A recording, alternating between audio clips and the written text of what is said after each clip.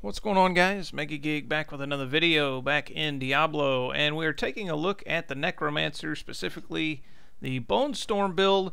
Not a lot has been done with this build lately, and I was even looking around on YouTube and all over the place, and nobody really seems to be doing a lot with this build, and it's kind of sad. And so I thought I'd revisit this build. Now, there have been some changes on the PTR, and I'm going to show you kind of the sort of current version of the build that's being played right now for the few people that are playing it. It's not set. This one that I'm going to show you is slightly different than the one that's than a couple different people are using on the leaderboards. Of course, theirs isn't the same either. Anyways, let's dive right into it. We'll cover the gear real fast. This isn't going to be a build guide. It's just going to kind of show you what's going on right now with the build and maybe some potential things here and there.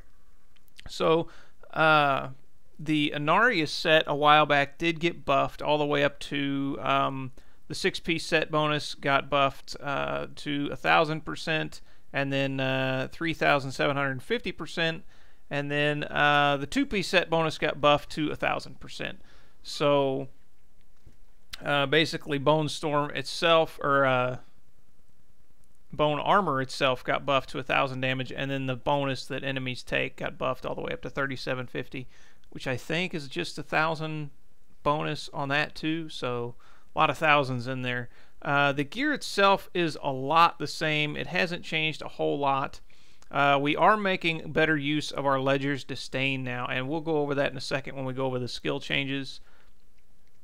And of course, we're using Ancient Parthan Defenders. We're using the 6-piece of Inarius. We're using a new Dainty's Binding, which says we gain additional damage reduction when enemies are affected by any curse, rather than just our Decrepify, which is a really nice change. We've swapped out what we were using before on the old build was the Endless Walk set. Now we're using a Wisdom of Kalan and a Convention of Elements in their place. Convention of Elements is really nice on Necromancer because they only have three elements, and so you get your whatever element your build is, you get that every 12 seconds, which is nice. 4 out of every 12 seconds. And then of course we're using the Crisbin Sentence as well. So that's pretty much the gear. Not a whole lot has changed with that. Let's go over the cube real fast. Now, instead of Relina's Shadow Hook, we're not getting a bonus from Maximum Essence anymore. Instead, we are using Nair's Black Death. This gives you 100% increased damage for 15 seconds for each poison skill that you have. This particular setup, we're using 4 poison skills. So that's going to boost our poison skill damage, which mainly is going to be coming from Grim Scythe. It's going to boost it by 400% extra. So, and we're also using Depth Diggers, which again is going to increase our Grim Scythe by another 100%. This is a ring that I don't see used very often, but it's actually really good. It does proc really fast. There is the slightest delay, so if you take just an insane amount of damage at once, you will still die. But this gives you a ton of damage mitigation, and it actually works really well with Esoteric Alteration, with the way Esoteric works. So this is what we're using for toughness. A lot of people in this build, they're not using Esoteric, and they're also not using Sunstone. They're using Unity, and they're using, what are they using here? I think they're using either a Pain Enhancer or a Bane of the Trapped. But I got tired of dying every 5 seconds, so this is what I'm using here. Feel free to explore those on your own. As for our other gems, we're using Bane of the Stricken to, of course, stack damage on enemies, especially elites and Rift Guardians. And then we're also using Simplicity Strength. Mine's only level 64, but that's not bad. So we deal 57% increased damage on our primary skills, so another damage multiplier for our Grim Scythe. And yeah, so all these, here's all our poison skills: Siphon Blood, Death Nova, Grim Scythe, and Bone Armor. We're using Skeletal Mage Singularity. It's not a poison skill, but we're mainly using this as an essence dump because we want to be benefiting from Grim Scythe and Ledger's Disdain. And this did get changed, by the way. It used to be 10%.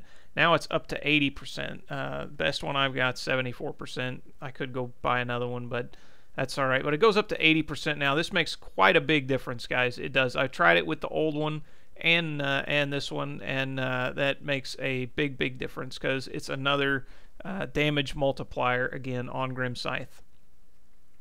And yeah, I don't think Tragoul's changed, but we're still using Tragoul's there. So we're using Siphon Blood mainly to proc Nair's Black Death. We don't really benefit from it other than that. Again, with Death Nova, it doesn't do a ton of damage. It's, again, just a proc for Nair's Black Death.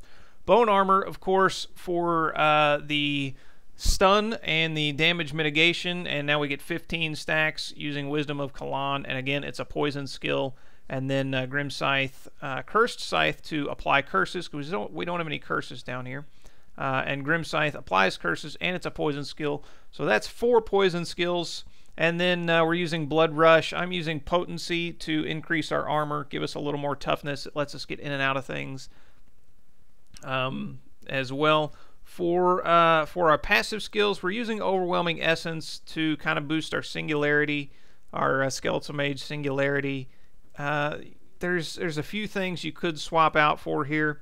But besides just giving a little boost to this, it also allows us to swing our Grim Scythe more and do more damage not being topped off on Essence longer. So the quicker we fill this up, the quicker we have to dump this, and it kind of takes a second to cast this, so it kind of takes a little bit of damage away from that. An argument can be made for, you know, putting in something else.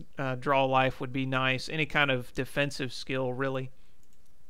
Or you could use Spreading Malediction for a damage bonus. We're also using Standalone because we're not using any pets, so the increased armor is nice. Swift Harvesting. Again, Grim Scythe is going to be our main damage boost, so we're using Swift Harvesting, and then Final Service to kind of cheat death. So that is kind of where the build is now. I guess I'll show you my Paragon points real fast. And I actually want to put a couple in Vitality. There we go. That's how I meant to have it last time. So we've got Max Essence, Movement Speed. Of course, this is going to depend on your Paragon level. If you're only Paragon 800, you're not going to be running really high, more than likely. So you can forego Essence and Movement Speed, I guess, and just dump everything into Intelligence. Again, this isn't a build guide per se, so that's just kind of what I'm running there. So that's basically where the build's at now, more or less. I'll show you guys the leaderboards, which are just peppered with Pestilence and Tragouls. I think the closest Bone Armor one is right here. And this build is more or less what we're using down QWERTY here. And he's cleared, he's Paragon almost 2200, and he's cleared a 104 with this. Now again, there's a bunch of different variations on the leaderboards here, even though there's not too many showing. You can kind of search around. Our skills are essentially the same. This is more or less the same, but we're not using Unity. We're using, you know, whatever that, I forget what it's called. Yeah, we're using Sunstone. I feel like you really benefit from this better, especially if you're using Esoteric more than Unity. I don't know. Argument can be made both ways, I guess. I could be totally wrong there, but that's what we're using. And then let's see what else he's using. Yeah, everything else is pretty close to the same. He's using a Vitality Gem, which would actually be really nice, because this, your damage reduction is increased by percentage of missing life. So the more life you have, the more life you can be missing and still have more life but get the same damage reduction from it. So we're actually going to take a note out of his book there and give us a life gem. You don't really need cooldown reduction here. No skills that really benefit from cooldown reduction other than maybe your Blood Rush or Bone Armor. Again, those are really short cooldowns though. So yeah, this is kind of what's going on the PTR. I'll go ahead and show you guys real quick how it works. I haven't got to run super high in this yet. Still working on, you know, kind of the tough. Whoa!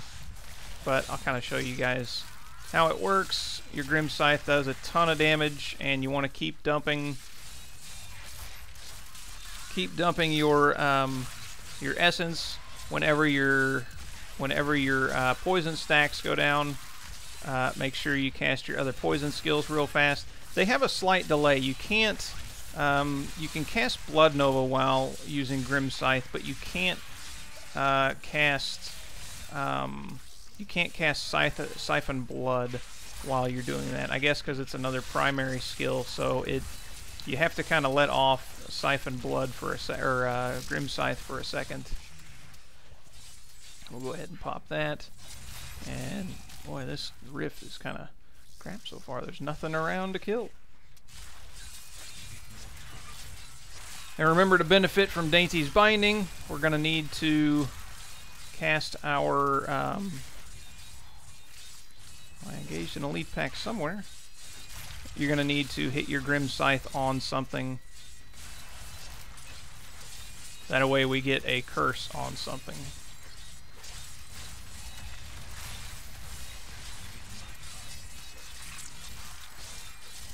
And this does a lot more AoE damage because you're doing damage depending on how much essence you're restoring. So the more targets you hit, the more essence you restore. But again, single target damage is pretty good as well. And you can see this is a Juggernaut, and we are just chunking him away now. Now this is only an 85, remember. But it's still not bad. The build itself is very solid, and it has a lot of potential. I'm just, you know how I am. I'm garbage. Garbage might be a little strong, but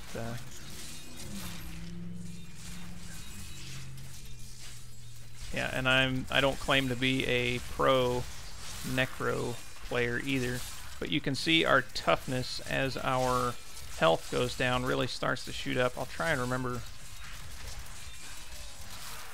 Yeah, there you can see our toughness really shooting up. When our health gets really low, whoa, no, don't freeze, come on.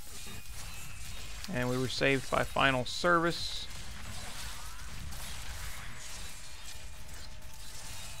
Thankfully.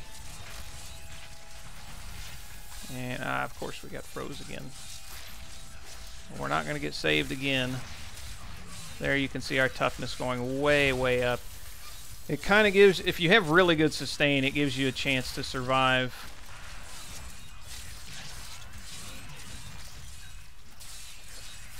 Really need to get away from this guy and his darn freezy pops.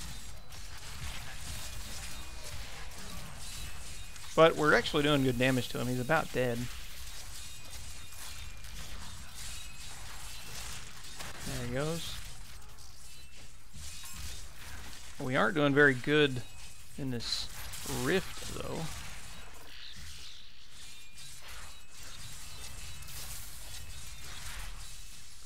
So I do apologize for that. It is pretty good density. It's just not lined up very well.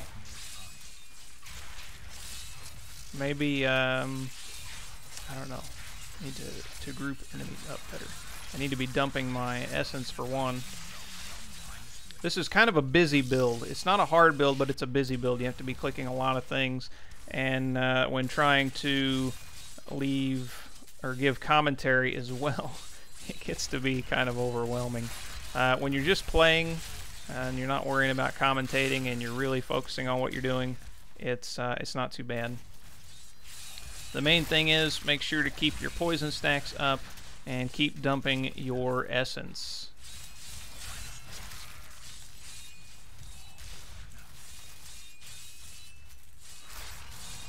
And hope for the best. Yeah, don't forget to hope for the best. And this is just... You can see the actual damage numbers that are coming off. A lot of them are pretty high.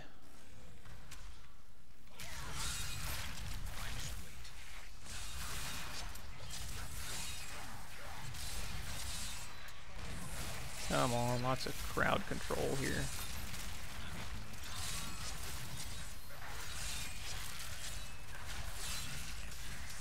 And remember, you don't have to worry about keeping your poison skills up, but every 15 seconds is how often it drops. So, and which one is down? Unfortunately, the stacks do drop off separately, so you're never really sure which one you need, so it's best to try and cast them all at the same time.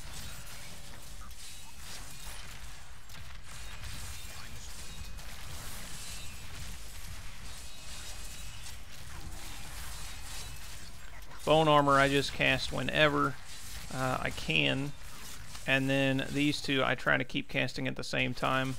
I would move them next to each other, but I'm used to having my blood rush on that key, so I don't feel like getting used to anything else.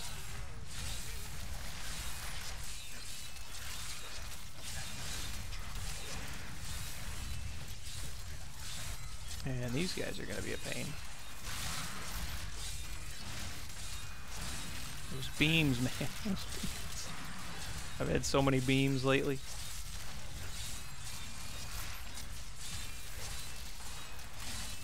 Remember, our blood rush is giving us toughness too every time we use it, so it kind of gets us in and out and gives us toughness as well.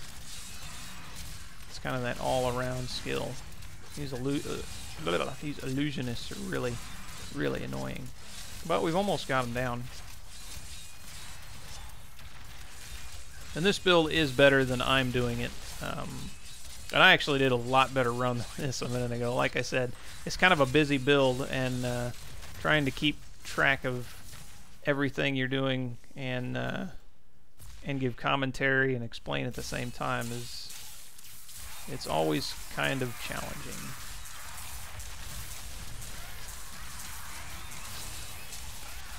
Blood Nova does cost essence. It's not very much, but it does cost some. So when you first get into battle, make sure you try and do that first, and then you can dump all of your essence. But you're generating essence fast enough that it doesn't really matter. You can see I'm tapping this quite a few times, and it takes a minute for it to register sometimes. So if you've got your bone armor up, try and remember to use it right before you get to your poison. That way they'll be stunned on your poison roll, and you'll do that much more damage.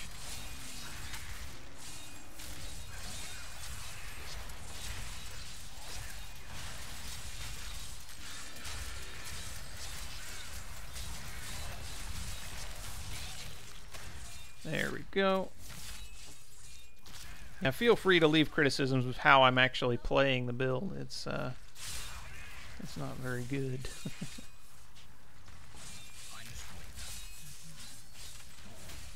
But I am kind of glad to see the build branching out away from Corpse Lance.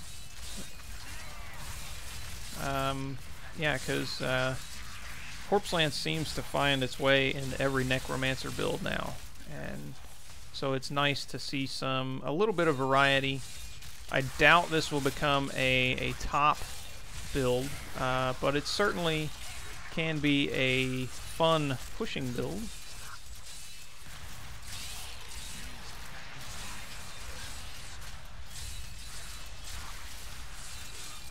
And it may look like sometimes I'm not dumping my essence either, but I am hitting the button. Again, sometimes there's a delay. Even when I let off of Grim's Scythe, it just doesn't want to cast sometimes. And I don't think it's my keyboard. I could be lagging. I don't know. I was lagging like mad the other day, and ping was fine and everything.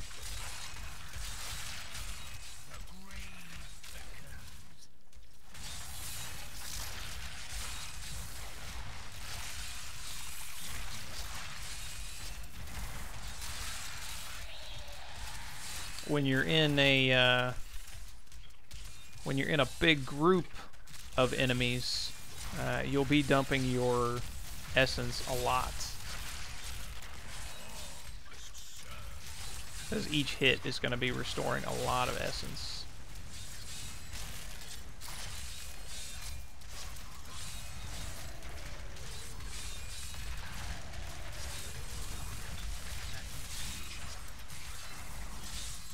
Where'd he go? Is that him? What? Went through here.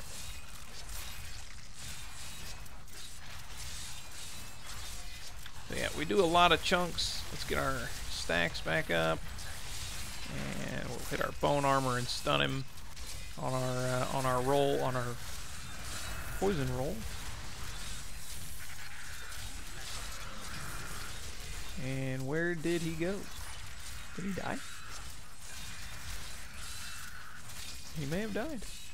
I don't see him. Nope, there he is. He's just hiding in a spot where we can't see him. Be nice if Blizzard would fix that. There's sometimes when you can't see around the corner and they get into a position where there's no way that you can see around that corner. Kind of like that.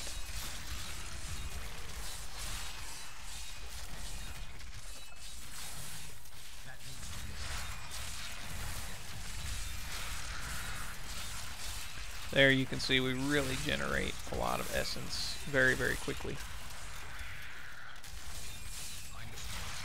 And bone armor also costs a little bit of essence, so make sure you're casting that before anything else as well, because you really need that damage mitigation, if that wasn't already obvious.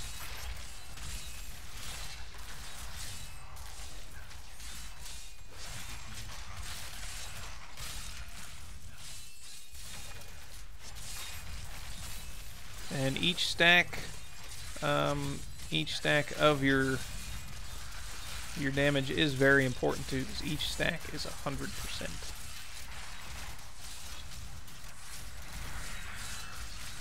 If you like somewhat button mashing builds, this might be a build for you. There you can see our toughness is way, way up when we really start missing.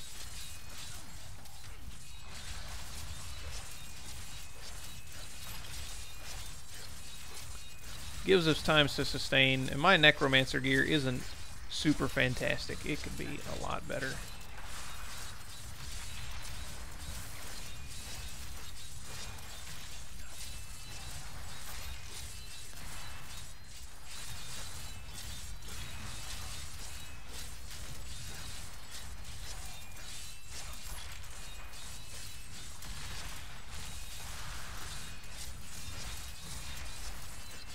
But again, your Grim Scythe only